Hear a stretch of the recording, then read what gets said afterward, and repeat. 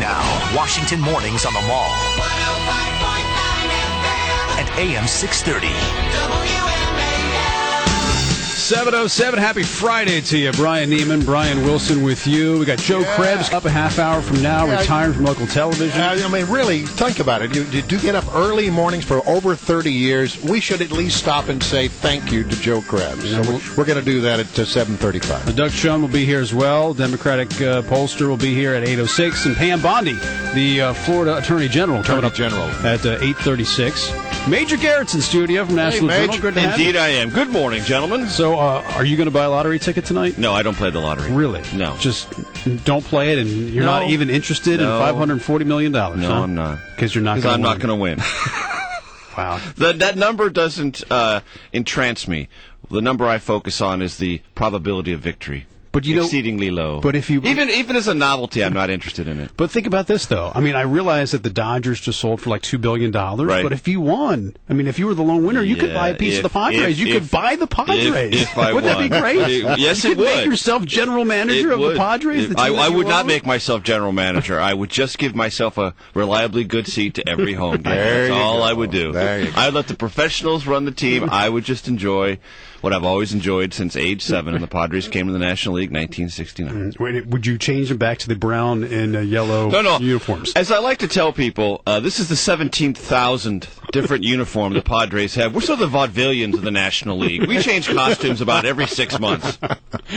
All right, so obviously a lot of attention this week on the Supreme Court. And I read about some of that. Yeah, right. You heard about that, did you? There's a guy named Major Garrett who wrote a piece called... Really bright guy. A promising future in this business. A different take than I think most people on... The title is, Why the Supreme Court's Decision on Health Care Less Important Than You Think. So why is it the case? How is that? All right.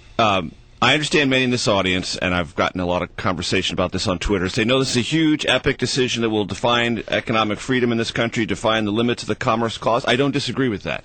But there is some expectation, you certainly felt it in Congress, and you saw it among the protesters outside the Supreme Court, that the Supreme Court can handle or solve the health care issue. Whatever it decides is not going to solve or handle the health care issue in this country. Not even close. Let's say the law is upheld. It still has to be implemented. You still have to put together state exchanges.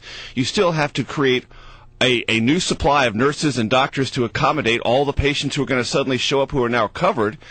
Coverage doesn't guarantee access. It doesn't guarantee acceptable or palatable health care outcomes. All of those things still have to be dealt with in our vast, complicated country, and that stuff ought to be and should be and historically has been the obligation and province of the executive branch and the legislative branch. My larger point in this piece was, in my last 20 years here in Washington, or my only 20 years here in Washington, I've seen a tendency for tough issues to be sort of dealt with in Congress and then just foisted over on the court. Yeah, you figure it out. Let us take a let me make a point about the Bush administration so no one feels or is under the assumption this is a partisan statement, because it's not. George W. Bush, because I was there when he did it, signed McCain-Feingold, said, the underlying message from the White House is, we don't know if it's constitutional. The court will figure that out. Let's throw it against the wall and see if it sticks. And then what happens? You've got the court decision on that, then you've got Citizens United, and all sorts of odd, unpredictable things flow from a court when you decide to throw to them things that should be your obligation to uphold the Constitution and deal with the constitutional limitations as defined by law in the legislative and executive branch. That's my point. Okay, but if the administration, they could have done things differently to make sure that it was constitutional, but they didn't. Did they do that on purpose? Well, one thing I wish I had remembered to put in the column, and this is one thing you learn as a writer. You're always smarter after it's done than you are when you were writing it. I wish I'd remembered to point out in the House, on the individual mandate, noncompliance was taxed, and the word tax was used in the House bill. Right. In the Senate, it was called a penalty. And then they lost their 60 votes, filibuster-proof majority when Scott Brown won Massachusetts. And they said, well, if we put tax in there, we can't pass this. So we're going to pass it by using penalty. And the House had to take the word penalty. Well, that one word opened up an entire line of constitutional inquiry into this piece of legislation. So a purely political decision just to get a bill signed into law was made that made it a constitutional question of immediacy. And that's one of the reasons it's over at the court right now. Right, and you may decry the fact that the court gets put in a position of having to make these kinds of decisions, but now that we're in that boat, we're here, and the arguments have taken place, you hear divided opinion about how this thing might likely go. Based on your understanding of the arguments and your analysis of what was said, do you have any sense about how it might come down? I just don't. I'm so much more cautious than so many of my colleagues in the business right now. I think everyone is treating this as if it's a play. It's not a play. The Supreme Court is not a set of 9 actors. Yes, they're actors, but they weren't acting in either of the 3 days that they were conducting oral arguments. And remember, oral arguments are one part of this process. Right. Another very important underlying part of the process is what lower federal courts have said about this law. And if you look at the lower federal court opinions, numerically, the ones that say this is constitutional outnumber those that say it isn't. And those have standing as well. So I just think we need, as I've said on the air before, slow our roll. We don't know.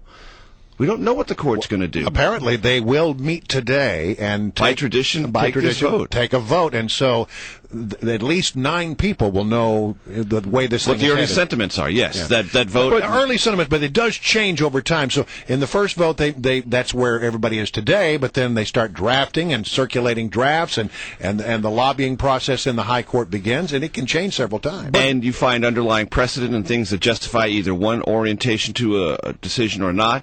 It's kind of a straw poll, maybe a little bit firmer than that, but yeah, we'll have a sense. The court will have a sense. Yeah, we won't. We won't. But there's a huge political ramification to absolutely when the decision comes down. I mean, if it is overturned, as you mentioned, we still have a healthcare problem. We still have a huge rising cost. I mean, it doesn't change much. But does that then push it over to the Republican side as, hey, the Obama administration will say, listen, we passed a bill and, we passed the law. It was overturned by the Supreme Court. We know we did our part. If the prices go up for healthcare costs, don't look at us, blame the Republicans. Yeah, I think this is the energy drink for both sides, whatever happens. If it's overturned, those who are on the left and love the law and appreciate President Obama for all his efforts are doubly energized to vote and participate. Same thing on the right. If it's upheld, and those on the right who've never liked the law say, 3 times more reason for us to support the Republican nominee and elect a Republican Senate so we can take a crack at repealing this whole thing, constitutionality set aside. We'll make a political decision about the fate of this piece of legislation, not a constitutional one. So I think it's the ultimate energy drink for this political campaign. We've had two, I would say, I don't know, economists, Stuart Varney from the Fox Business channel, from the Fox Business Network, and Peter Morisi this morning, University of Maryland economists, who both used the term chaos. Chaos is likely. If it's overturned, for what it means to the healthcare industry, what it means for insurance absolutely, companies. Because companies large and small have been laying down the tracks to comply with this and asking questions of HHS, Health and Human Services. The insurance industry is very much counting on this, and they're very much